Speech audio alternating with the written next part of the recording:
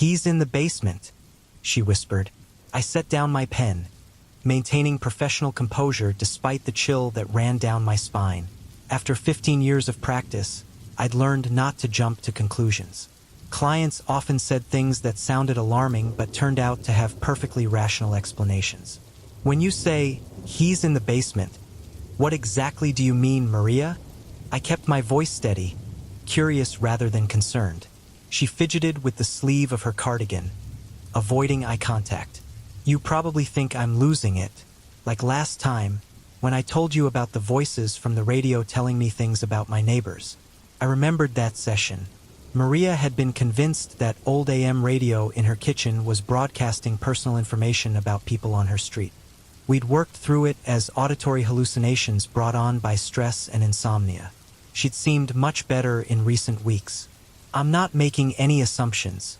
I'm just trying to understand what you're experiencing." After I pushed him down the stairs, I dragged his body to the old root cellar and sealed it up with concrete blocks. The temperature in the room seemed to drop 10 degrees.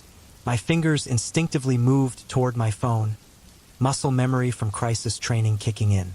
"Maria, are you telling me you believe you've hurt someone?"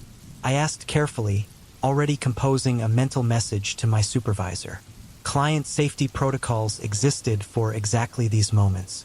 She nodded, tears forming in the corners of her eyes. "The nightmares started 3 days ago, right after I killed him and hid the body." I subtly opened the messaging app on my tablet and typed, "Emergency consultation needed. Room 3B, potential safety concern. Tell me about these nightmares," I said, buying time while I processed what she was saying. "You mentioned they've been particularly vivid?" Maria's hands trembled as she spoke. "They're not like regular dreams. I see everything so clearly. The way he looked when he fell, the sound his head made when it hit the concrete floor. And then," she paused, shuddering, "then I see myself dragging him across the basement, his blood leaving a trail behind us. Part of me still hoped this was an elaborate delusion, some stress-induced break from reality." Maria worked at a local grocery store, lived alone in a small cottage on Maple Street. She'd been coming to me for anxiety and depression for 6 months. Nothing in her history suggested violence. "Who is this person you believe you've hurt?" I asked, typing another quick message. "Client confessing to potential homicide. Need immediate backup. My landlord, Mr. Peterson. He came by last Sunday to fix the furnace, and we got into an argument about the rent increase. He was so cruel, so dismissive. He called me worthless, said I was lucky he didn't throw me out on the street." Her voice grew harder. "He had it coming. Men like him, they think they can treat people however they want." The conviction in her voice made my blood run cold. This wasn't the uncertain rambling of someone lost in fantasy. Maria spoke with the clarity of someone recounting actual events. "Maria, this is very serious. If what you're telling me is true, we need to contact the authorities immediately." She laughed, a bitter sound that didn't match her usual gentle demeanor. "You think I'm crazy, don't you? Just like you did when I told you about the radio voices. But I know what's real this time." Before I could respond, there was a knock at my office door. 2 police officers entered, their expressions grim but professional. I felt a wave of relief wash over me. "Ma'am, we need you to come with us," one of them said to Maria, producing handcuffs. She didn't resist. In fact, she seemed almost pleased, as if this had been expected. As they led her toward the door, she turned back to me with an odd smile. "Don't forget to water your plants, Dr. Reynolds. The basement can get quite dry." The officers exchanged glances but said nothing as they escorted her out. I spent the next hour at the police station, providing them with everything Maria had told me about the alleged murder. The detective, a weathered man named Sullivan, took detailed notes but seemed skeptical. "We'll check it out," he assured me. Though I have to say, Maria Hendricks doesn't have a history of violence. Bit of a loner, sure, but her neighbors describe her as quiet, harmless. That evening, I tried to push the day's events from my mind. I opened a bottle of wine, ordered takeout, and attempted to lose myself in a mindless television show. But Maria's words kept echoing in my head, particularly that strange comment about watering plants. I didn't have any plants in my basement. I barely had anything in my basement except old furniture and holiday decorations.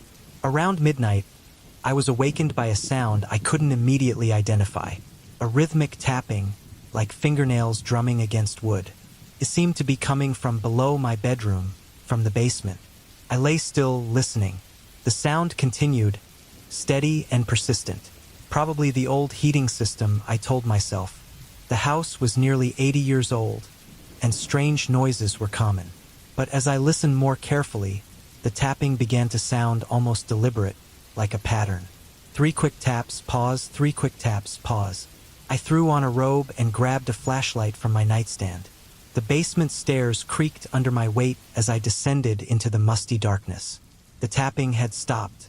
I swept the flashlight beam across the basement, illuminating cobwebs and dust-covered boxes. Everything appeared normal. I was about to head back upstairs when something caught my eye. In the far corner, behind my old college furniture, there was a section of the wall that looked different, newer. The concrete blocks there were a slightly different shade than the rest of the foundation. My hands shook as I moved closer. The mortar between the blocks looked fresh, hastily applied. And there was something else.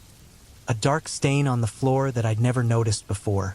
I stumbled backward, my heart pounding. This was impossible. I lived alone. No one else had access to my basement. And yet, my phone rang, startling me so badly I nearly dropped the flashlight. The caller ID showed an unknown number. "Hello," I answered, my voice barely above a whisper. "You found him, didn't you?"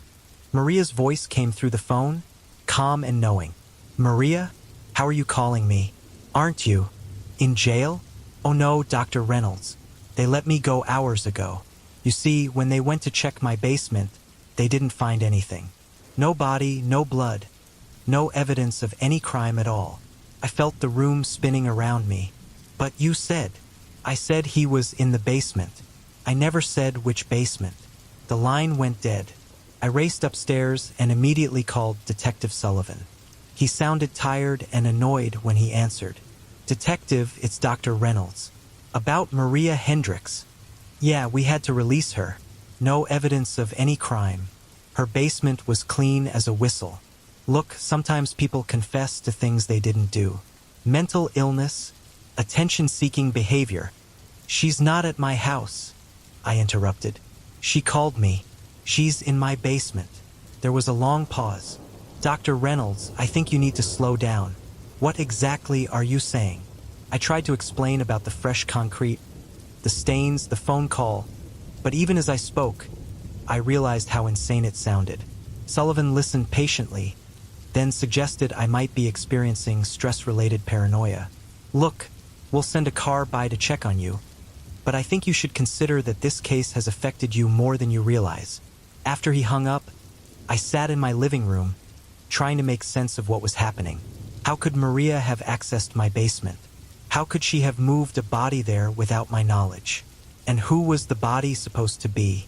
The next morning brought a knock at my door. Detective Sullivan stood on my porch with another officer, both looking uncomfortable. "Dr. Reynolds, we need to ask you some questions about Harold Peterson." My blood turned to ice. "Who?" "Harold Peterson. He's been reported missing by his daughter. She says he was supposed to have dinner with her Sunday night, but never showed up. His car was found abandoned near Maple Street. I don't know anyone named Harold Peterson." Sullivan consulted his notes. "He was a landlord, owned several properties around town, including the house where Maria Hendricks lives. Or lived, anyway. She seems to have disappeared." "What does this have to do with me?" "Well, that's the interesting part. We traced Mr. Peterson's cell phone. The last call he made was to your office number, Dr. Reynolds. 3 days ago, around the time he went missing." I stared at him, speechless. I had no memory of any such call. "We'd like to search your property, if that's all right with you." I nodded numbly, leading them to the basement. In daylight, the fresh concrete work was even more obvious. Sullivan ran his hand along the wall, frowning. "When did you have this work done?" "I didn't. I've never had any work done down here." The officers exchanged glances.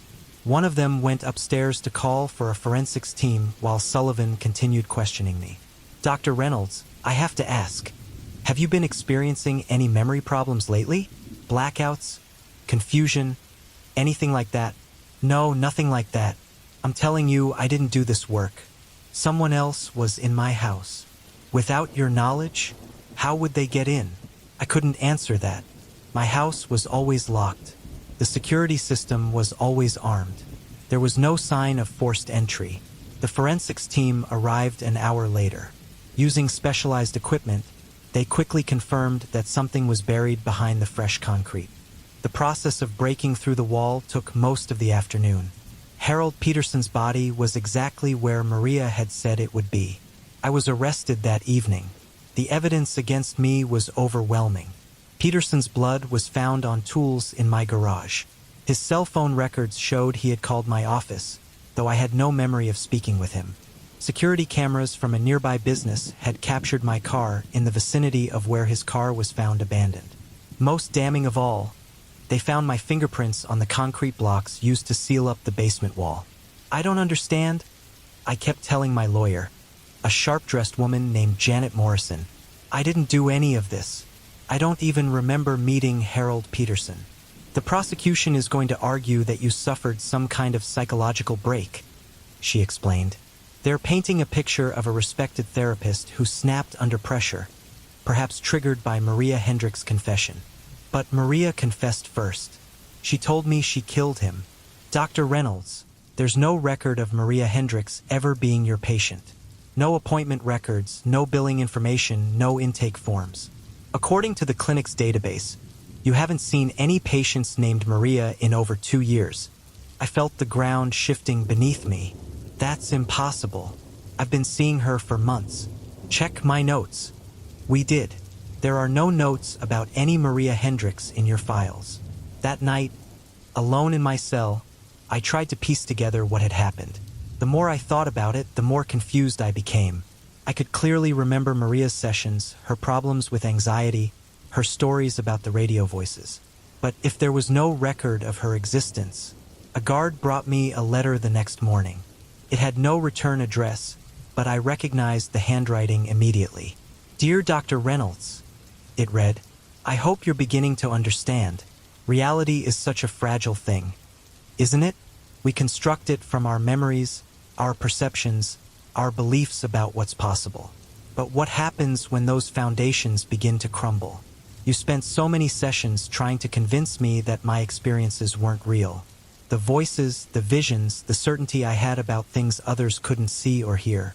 You were so sure of your professional expertise, so confident in your ability to distinguish between reality and delusion. But here's what you never understood. Sometimes the delusion isn't in seeing things that aren't there. Sometimes it's in failing to see things that are. Harold Peterson was a cruel man who destroyed people's lives for profit. He deserved what happened to him. And you, Dr. Reynolds, deserve to learn what it feels like to have your reality questioned, to have others dismiss your truth as fantasy. The beautiful irony is that you did kill him, not in the way you remember because you don't remember, but your hands moved the tools, your fingerprints pressed against the concrete, your car drove to dispose of the evidence. You were just elsewhere when it happened. Some would call it possession. Others might say dissociation or a psychotic break. But what does it matter what we call it? The result is the same. You'll spend the rest of your life wondering what's real. Was I ever really your patient? Did you kill Harold Peterson? Are you reading this letter right now? Or is it just another symptom of your deteriorating mind? The scratching you hear in your cell walls at night, is that real? The whispers that seem to come from the ventilation system? The shadow that moves in your peripheral vision? I hope you find the uncertainty as enlightening as I did. Your former patient, or was I? Maria. I crumpled the letter, then smoothed it out again, then crumpled it once more. When the guard came by an hour later, I asked him to look at it. "What letter?" he asked, staring at my empty hands. The trial was a nightmare. The prosecution presented a compelling case. A respected therapist who had suffered a psychological break killed a man in a dissociative state, and then constructed an elaborate delusion about a non-existent patient to avoid responsibility. My lawyer tried her best, but the evidence was damning. The jury deliberated for less than 4 hours before returning a guilty verdict. I was sentenced to life in prison without the possibility of parole. That was 3 years ago. I still hear the scratching in the walls at night. I still see shadows moving where they shouldn't.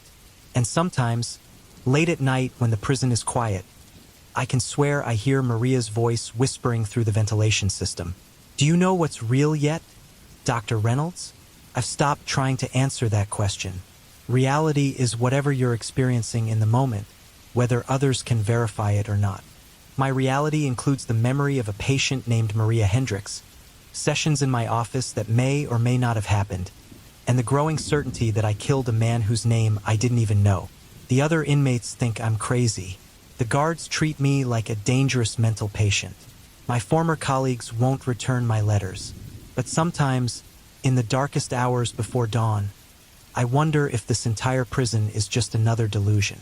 Maybe I'm still in my office 3 years ago, listening to Maria tell me about the body in the basement. Maybe I never left that room. Maybe I'm still there, trapped in a loop of my own making, living the same nightmare over and over again. The scratching in the walls grows louder each night, and sometimes I find myself scratching back, because if this is madness, at least I'm not alone in it. Maria is here with me, in whatever reality we've created together. And Harold Peterson, well, he's here too in his own way. We're all trapped in the echo chamber of our own minds, hearing only what we choose to believe, seeing only what fits our version of the truth. The question isn't whether I'm innocent or guilty, sane or insane. The question is, does it matter? In the end, we all live in our own private hells, constructed from guilt and fear and the terrible weight of the things we've done or failed to do. My hell just happens to have concrete walls and the endless, maddening sound of something scratching in the darkness, trying to get out, or maybe trying to get in.